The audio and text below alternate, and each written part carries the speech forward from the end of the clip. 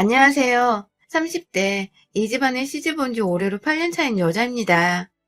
20대의 끝자락에 서 있던 날 세상에서 가장 행복한 여자로 만들어주겠다는 남편의 손을 꼭 붙잡고 식장으로 들어가던 그 순간이 매일같이 되새겨집니다.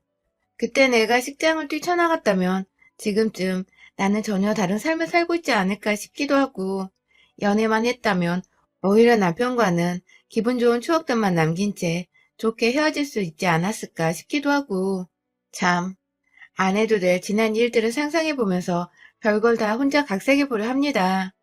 저는 결혼을 하기 전부터 참 시끌벅적한 인생을 살았다고 자부할 수 있어요. 결혼을 한 후에도 변한 것 하나 없이 오히려 더 씁쓸하고 가슴 아플 만큼의 역경을 많이 겪었고요. 저는 대학을 나오지 않았습니다. 이유는 단순했어요. 가정 형편이 좋지 못했거든요. 그 당시 학자금 대출이 지금처럼 아주 흔한 것도 아니었고, 대출이나 은행 일이 무지했던 19살 저는 단순하게 우리 집이 너무 못 사니까, 그리고 부모님도 대학이 부담스럽다며 누누이 말씀을 하시니까 당연히 꿈도 꾸지 못할 곳이라고 생각을 했습니다. 그렇게 친구들이 대학을 갔을 때 저는 돈을 벌겠다고 공장에 들어가 이교대를 하며 학비를 모았고, 부모님도 챙겨드리며 조금씩 모아보다가 제 스스로 학교에 들어갈 수 있을 만큼의 돈이 모였던 24세, 결국 대학 가는 꿈은 완전히 포기를 했어요. 남동생부터 대학을 보내야 하지 않겠냐며 고등학교 졸업 후에 군대를 가르던 애를 붙잡으시면서 제게 학비를 부탁하셨거든요. 집안의 장남이니까, 남자니까 대학은 반드시 나와야 한다면서 당연스레 제가 모아놓은 돈을 동생이 학비로 쓰자고 말씀하시는 부모님께 감히 거역을 할 수가 없었습니다. 당연히 그래야 한다고 저조차도 생각을 했던 것 같아요. 정말로 남동생은 이 집안의 장남이었고 대학이라도 보내놓으면 뭐라도 집안에 도움되는 일을 해주지 않을까 싶기도 했어요.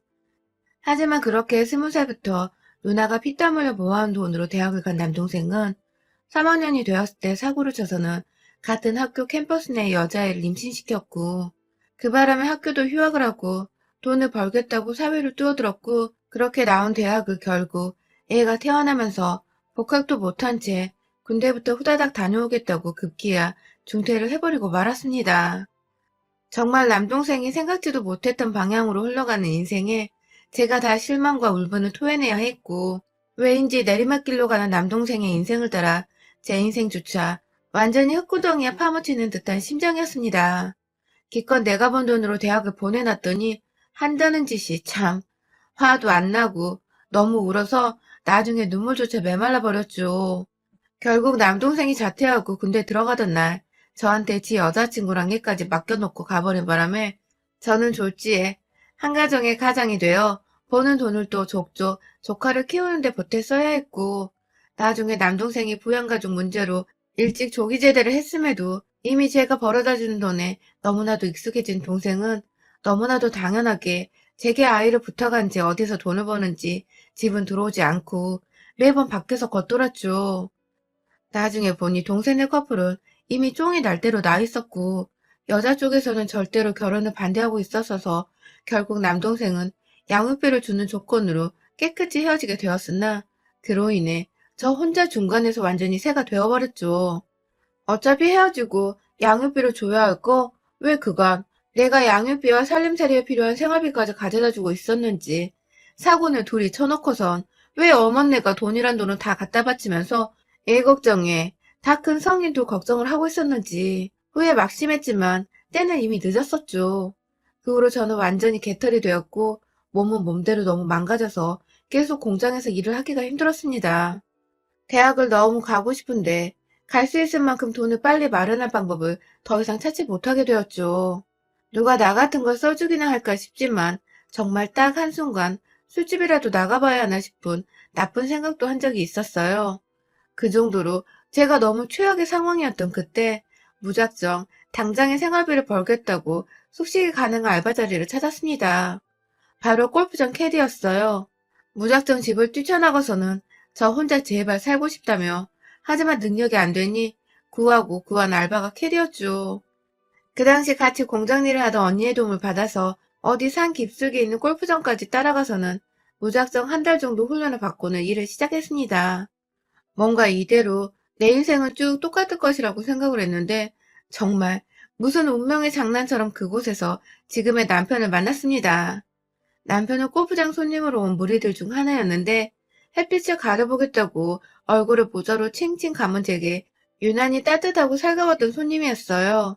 첫 만남부터 좋은 손님이라고 저도 참 감사해 했는데 그 후 남편은 자주 골프장을 찾아서는 저를 지목하며 캐디로 썼고 그렇게 나름 저의 단골 손님이 되어 자주 만나게 되었죠.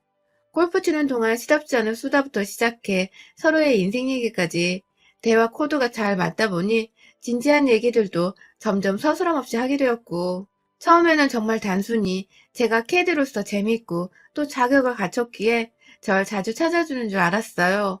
하지만 이내 남자친구와 있냐는 둥, 혹은 골프장을 혼자 와서는 캐디와 1대1로 골프를 치려 하는 둥, 뭔가 저와 사적인 시간을 점점 보내려 하는 남편의 태도를 알아차리고는 부담스럽다며 일부러 카운터에서 남편을 1차로 거절하기에 이르렀죠. 대신 남편이 좋아 보이긴 했지만 손님과 연애를 해서 일자리를 잃고 싶은 마음은 절대 없었거든요. 하지만 남편은 그걸 알아차렸는지 따로 저를 찾아와 진지하게 만나보고 싶다는 대시를 꾸준하게 했고 급기야 자주 얼굴 보기가 힘들다며 저에게 일자리를 제안하며 골프장 밖으로 데려 나오려 했죠. 거의 1년간의 구애를 지켜보며 저도 서서히 남편에게 마음을 열었고 그렇게 한두 번 남편이 운영하고 있는 작은 회사에 따라가 구경을 해보다가 결국 남편과는 결혼을 하며 저도 캐디 일을 완전히 그만두게 되었습니다. 일은 남편 회사 공장에서 다시 시작했고요. 때문인지 당시 결혼할 때 시부모님의 반대가 정말 심했어요. 제가 대학을 나오지도 않았고 심부름꾼이나 다름없는 캐디로 일을 하다가 자기야도 회사 공장에서 일을 하고 있다고 하니 며느리도 받는 게 싫으셨겠죠. 저도 왠지 남의 집 귀한 자식 뺏어다가 인생 망치게 하는 거 아닌가 싶어서 시부모님을 설득할 용기가 전혀 나질 않았어요. 하지만 제가 좋다는 남편의 완강한 태도와 제 분수를 하고 헤어지려는 저의 모습을 불쌍하게라도 보기 시작한 시아버님의 작은 친절이 결국 어쩌다 보니 결혼까지 하도록 만들더군요. 너무 감사했습니다. 그리고 죄송했어요. 제가 친정과는 연을 완전히 끊고 사는지라 결혼식에도 저희 부모님을 부를 수가 없었는데 내내 저를 탐탁지 않던 시어머니께서 그 모습마저도 완전 꽝인 며느리로 보였겠더라고요. 저와는 눈 한번 마주치지 않으려 하시고 그냥 보기 싫다고 공장에서 일하던 것마저 잘라버리신 바람에 저는 결혼 후 그냥 집안에 있으면서 완전히 집에서 살림만 하게 되었어요. 태어나서 처음으로 휴식다운 휴식을 취해볼 수 있는 시기이기도 했지만 늘 돈에 쫓겨 살았던 제게는 너무나도 불안했고 또 남편에게 미안한 마음도 컸죠. 남편 퇴근하는 길에 따라서 저희 집에 오곤 하셨던 시어머니는 집안 곳곳을 돌아다니시면서 손가락 하나 쓱 문질러서 먼지 한 톨이라도 나오면 집구석에서 넌 도대체 뭘 하고 있었니? 하면서 혼을 내셨고 할 줄 아는 것이 정말 하나도 없는 구제불능이구나 넌 하면서 제 지난 인생을 모두 평가해내시며 절 기죽이곤 하셨죠. 집안에 있음에도 곧 시어머니가 언제 들이닥칠지 모른다는 불안감 때문에 늘 제 몸을 가만 놔두지 못한 채 청소를 결벽증 환자마냥 해냈고 그래서 결혼하기 전 힘들게 돈을 벌었던 때보다 제 마음은 더 병들어갔습니다. 유일하게 제 편이 되어주던 남편도 처음에는 시어머니에 맞서서 싸우다 너무 집안에서 큰소리가 오고 가는 게 지쳤는지 나중에는 퇴근을 일부러 늦게 해서 시어머니와 저의 마찰을 안 보려 하는 등 자리를 피하는 방법을 택했죠. 덕분에 전 늘 최전방에서 혼자 적군과 맞서 싸우다가 총 맞고 피 흘려 죽는 기분이었어요. 그런데 참 제 기구한 인생은 끝날 기미를 보이지 않더군요. 제가 결혼하고서 3년간 틈틈이 9급 공무원 시험 준비를 했었는데요. 시험에 덜컥 합격을 해버렸어요.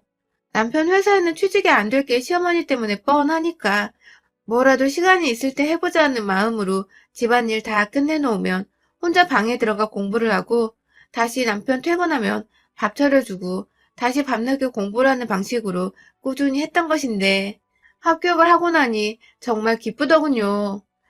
게다가 그즈음 제가 아이를 임신하게 되어 정말 내 인생에 이런 날도 찾아오는구나 싶었습니다. 아이가 찾아온 기쁨과 시험 합격의 기쁨을 동시에 얻었으니까요. 아이 태교를 하면서 출퇴근을 하고 돈도 벌고 사회생활을 하면 제가 좀 더 활기차지니 남편도 좋아하고 저도 좋고 그렇게 잘 지내는 와중에 남편이 교통사고로 세상을 떴어요. 제가 임신하고 막달되었을 때니까 애 얼굴도 못 보고 애 아빠가 죽어버린 겁니다. 너무 황망해서 남편 장례 끝나고 나서야 뒤늦게 서러움과 슬픔이 북받쳐 집안에서 목 놓아 울었어요. 시어머니는 눈물 한 방울 안 흘렸다고 남편 잡아먹은 년이라고 쌍욕을 해대며 막달 임산부인 며느리를 해코지하고자 원망하셨는데 전 그 욕 다 받아먹고서도 눈물 한 방울 안 나오다가 혼자 남겨진 집안에서 그렇게 울음이 터지더라고요. 하루 왼종일 울다가 결국 복통 때문에 119로 병원 실려가 조산을 했고 인큐베이터에서 애를 둘 다 키웠는데 애가 병원에 있으니까 제가 억지로라도 정신을 부여잡게 되더라고요.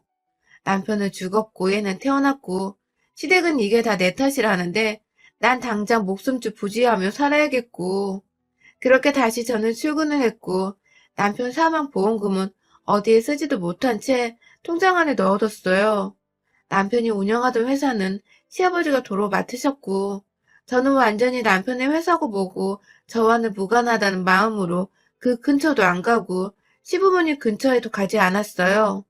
천만다행으로 손주가 태어난 게 걱정되셨는지 3만 보험금은 달라는 말씀이나 돈 얘기를 일절 하지 않으셔서 저는 저대로 제 일을 하면서 아이를 잘 키워낼 수 있는 생각에 집중할 수 있었죠. 그런데 시어머니는 여전히 제가 미워 죽겠고 아들 잡아먹은 년이라는 소리를 해대시는 와중에도 손주가 보고 싶다고 집에 먼저 예고도 없이 찾아오셨고 와서는 한참을 아이를 껴안고 있다가 급기야 아이를 저 몰래 데리고 나갈 뻔도 하셨어요. 한두 번이 아니라 아주 여러 번이요. 아무리 제가 사별을 했다고는 하지만 아무리 제 아이가 시어머니의 손주이기도 하지만 제가 엄연히 아이 엄마고 저도 직장이 있고 아이 하나 정도 키울 만큼 능력은 차근히 쌓을 수 있는데 무작정 자기 아들 아이라면서 아이를 자기 것인 마냥 물건 취급하며 데려가던 모습에 저도 기겁을 해서는 더 주의를 하게 되었죠. 저 출근하는 동안에는 일부러 회사 근처에 어린이집을 구해서 아이를 집 밖으로 데리고 나와 맡겼고 평생 시어머니께 대들지 못하고 살던 제가 아이 덕분에 용기를 얻어서는 내 아이 함부로 데려가려 하지 말고 엄마인 저한테 허락 맡으세요. 라고 눈에 쌍심지를 켜고 말씀도 한번 드렸네요. 한 1년가량 꾸준히 아이를 집에 데려가려 안달이 나셨던 시어머니는 결국 포기를 하신 건지 그 다음부터는 저희 집에 말도 없이 찾아오거나 얘를 데려가려는 제스처를 보이진 않았어요. 옆에서 시아버지께서도 제가 일 다니며 아이를 열심히 키워내는 모습을 기특하셨는지 먼저 시어머니께 태도 똑바로 하라고 제 앞에서 혼도 한번 내주셔서 그 후론 시어머니도 소식이 거의 끊기다시피 했죠. 그러다가 얘가 3살 정도 된 해부터 시어머니는 시댁으로 저희 모자를 초대하셨죠. 처음 손주와 밥 먹고 싶다고 초대를 하셔서는 그 후로는 1년에 적어도 2~3번 정도는 아이가 보고 싶다고 저까지 자주 집으로 불러주셨어요. 어때 따뜻한 밥도 차려주시고 아이한테 용돈도 쥐어주시니 저도 감사하더라고요. 아이 곁에 누구 하나라도 어른이 더 있다는 사실에 내심 안심이 되기도 했고요. 왜인지 시어머니랑 잘 지내는 것도 같던 그쯤 시어머니는 점점 다시 예전의 모습으로 돌아가셨습니다. 점점 저희 모자를 찾는 횟수가 늘어나더니 급기야 1년도 안 되어 자연스레 아이를 키워주겠다고 하시더군요. 전 당연히 얘 할머니니까 아이를 마냥 잘 키워주실 거라 생각을 했어요. 그간 아들도 그리우실 텐데 아들 닮은 손주가 많이 애달프시기도 하셨을 테고 이제 우리가 서로 다 잘 지내는 것도 같고 그래서 흔쾌히 허락을 하고 아이를 시어머니께 맡기게 되었는데 그때부터 성질머리가 다시 돌아오신 겁니다. 지난 1년간 정말 쉬지도 않고 저를 달달 볶고 괴롭히셨던 시어머니. 아이를 인질로 삼고 저에게 생전 겪지 못했던 독한 미움을 받게 만드셨어요. 아이를 데리고 자고 싶으니 오늘은 그냥 집으로 곧장 퇴근하라고 말하시는 건 거의 일상이었고 얘가 말을 제대로 못하는 것 같다면서 화를 내시며 중간중간 회사에 있는 제가 전화를 못 받으니 문자로 거의 테러하다시피 다다다다 보내신 적도 있었고요. 다 같이 밥 먹자고 부르셔서 퇴근하고 시댁 가면 밥을 하나도 차려놓질 않으셔서 제가 도로 나가서 장을 보고는 다시 집에 들어가 요리를 해서 내와야 했습니다. 양육비 명목으로 저한테서 달마다 돈을 받고 계셨는데도 불구하고 이런 식으로 계속 돈이 추가로 들어간 바람에 아이를 어린이집에 보낼 때보다 제가 달마다 50만 원 정도 지출을 더 해야 했고 공무원의 쥐꼬리만한 월급에서 거의 3분의 1가 시댁으로 들어갔어요. 지출되는 돈을 둘째치더라도 아이를 차라리 어린이집에 보내면 속이라도 시원하고 돈 내면 끝날 일이니 마음이 편할 텐데 시어머니는 꾸준히 저의 양육 방식을 문제 삼으면서 얘가 모자란 것 같다. 혹은 얘가 왜 이리 말랐니? 하면서 시어머님이 애 옆에서 해주셔야 할 문제를 퇴근하고 집에 가야 애를 보는 저한테 잔소리를 하면서 그게 다 제 탓이라는 듯 말하셨어요. 아이와 함께 집에 내내 계시는 동안 제가 드린 돈으로 맛있는 것도 좀 먹여주시고 애 책도 하나 더 읽어주시고 그러라고 돈을 아낌없이 드리고 있는 건데 이건 뭐 제가 어디 애를 눈뜨고 보고만 있는 조건으로 허공에 돈을 날리고 있는 꼴이더라고요. 그래서 제가 하다 제 눈에도 애가 월요일부터 금요일까지 시댁에만 가 있으면 저녁마다 밥 달라고 안달이 나고 아침에 가는 길에도 가기 싫다고 엄마 옆에서 잔뜩 떼를 쓰는 게 이상해서 더 이상 시댁에 일을 맡기지 않기로 했습니다. 날 잡고 시댁을 찾아갔어요. 주말에도 어디 맡겨놓을 데가 없어 가깝게 지내던 이웃집에 보내놓고서 앞으로 아이를 다시 어린이집에 보내려 한다고 곧 학교 들어가야 하니까 사회성을 위해서 필요로 한다며 굳이 다른 핑계를 대면서 최대한 시어머님이 기분 나빠하지 않도록 조심스레 말을 꺼냈어요. 워낙 저를 싫어하시는 분이니까 말을 또 곡해서 해석할 게 뻔했지만 제 아이를 생각해서 빠르게 결단을 내려야 할 일이었죠. 하지만 생각보다 순순히 알겠다고 하시던 시어머니는 정말 제가 놀랄 정도로 아이에 대한 미련이 1도 없이 그래, 나도 힘들다. 보내버려. 하시면서 자리에서 일어나시더니 기어코 다른 얘기로 대화 주제를 돌리시더라고요. 밥이나 먹고 가라며 또 밥을 해달라는 말씀을 하시길래 저도 괜히 죄송스럽고 감사한 마음에 네 하고서는 막 냉장고에서 있는 거 없는 거 다 꺼내서 밥을 차리려고 했어요. 옆에서 자꾸만 한숨을 쉬시길래 신경이 쓰였지만 뭘 만들어내야 할지 긴장이 돼서 있던 감자부터 꺼내서 껍질을 깎아내려고 하고 있는데 시어머니가 지나가는 말로 건네시더라고요. 근데 넌 참 얘가 볼수록 소름이 끼쳐. 라고 말해줘. 순간 잘못 들었나 싶어서 감자 깎다 말고 네? 라고 했어요. 그러자 시어머니가 내 새끼 잡아먹더니 내 손주까지 잡아먹으려고 안달난 거 내가 모를 줄 알아? 라면서 급기야 지 자식을 잡아먹으려는 어미 타령을 하더군요. 갑자기 죽은 남편 얘기는 슬프게 왜 꺼내는 것이며 엄마가 애 데리고 유치원 보내겠다는데 무슨 구미호 마냥 얄밉다고 쳐다보는데 진짜 억울한 건 말도 못하겠고 너무 서글픈 겁니다. 저도 모르게 화가 나서 얘가 매번 여기만 오면 배고프다고 아침에는 가기 싫어하고 이런데 어떻게 엄마가 얘를 맡기려 하겠어요? 하면서 그냥 얘가 더 즐겁게 놀 수만 있음 거기가 어디든 보내려 한다고. 그러니 제발 죽은 남편 얘기도 저한테 싫은 소리도 제발 내지 말라고 하소연 했습니다. 세월이 몇 년이나 흘렀는데도 한결같이 나를 싫어하시냐고. 정말 남편 죽고 나서 한동안 흘리지 못한 눈물을 와락 쏟아내 버렸어요. 마를 줄 알았던 눈물샘이 무슨 댐 하나 터지듯이 와르르 무너졌죠. 하지만 시어머니의 제 탓하는 말버릇은 끊기지 않았습니다. 어디서 눈물로 무마하려 하냐고 그런 식으로 자기 아들을 꼬셨지만 자긴 못 꼬신다고 급기야 저한테 집안 말아먹은 독종이라고 뒤에서 제 등을 팍 치는데 정말 아팠어요. 등짝이 슬금슬금 붉게 타오르는 것도 같았고요. 그리고 이내 제가 눈이 돌아버리고 말았습니다. 이 얘기를 하다 말고 집안 말아먹었다는 소리를 듣고 있는 그 상황이 너무 이해가 안 갔지만 어쨌든 아들 일은 엄마니까 시어머니를 이해해보려 했는데 이건 정도가 심해도 너무 심하잖아요. 저도 모르게 깎고 있던 감자를 시어머니를 보지도 않고 던져버렸죠. 하나, 둘, 셋, 넷. 머릿속에서 감자국을 끓일까, 감자조림을 할까 수도 없이 고민하다가 된장이 있길래 그냥 후다닥 된장국에다 감자조림 해먹으려고 6, 7개 정도 되는 감자를 모두를 들고 나와 깎다 말고 뒤에서 절친 시어머니를 향해 던져대다가 급기야 옆에 간에 놓으려고 꺼내놓은 간장마저 후루룩 던져버렸어요. 감자조림 하려다가 급기야 그걸 시어머니 면상을 그릇 삼아 버무려버린 것입니다. 시어머니는 난리가 났죠. 당연히 저는 거기에 대고 너는 엄마 자격도 없는 년! 이라며 네 아들의 자식인데 며느리가 싫다는 이유만으로 애 데리고 뭐하는 짓이냐? 라며 애 팽개대고 절 괴롭힐 생각 말고 진심으로 아들이 그리우면 손주한테 살갑기라도 하라며 매달 돈 150은 거저들고 가면서 돈 뜯어낼 궁리 그만하고 할머니 노릇 제대로 하라고. 확 남아있는 간장 한 방울까지 탈탈 털어버리고자 머리 위로 간장통을 들쳐올리니 시어머니는 그 와중에 겁을 먹고는 두 팔로 자기 머리를 확 가리시더라고요. 며느리한테 평생 구박만 하면 살 줄 알았는데 감자로 쥐어터질 줄은 꿈에도 몰랐던 시어머니는 울먹거리면서 본인 하소연을 하더군요.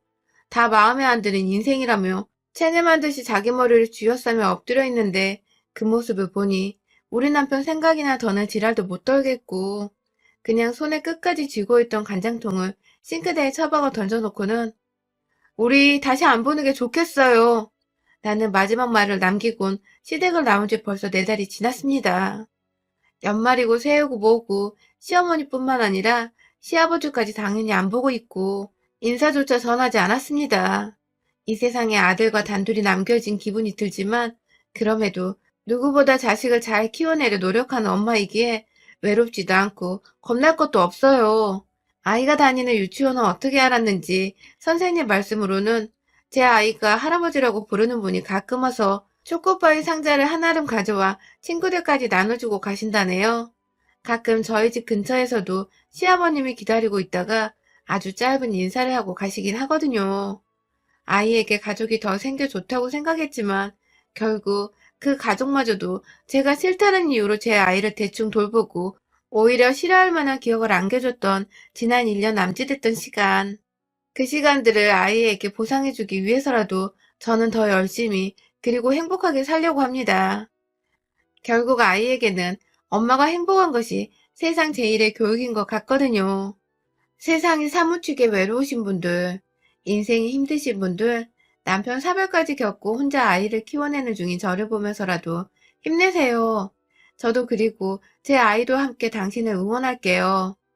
여러분의 생각은 댓글로 남겨주세요. 오늘도 시청해주셔서 정말 감사합니다.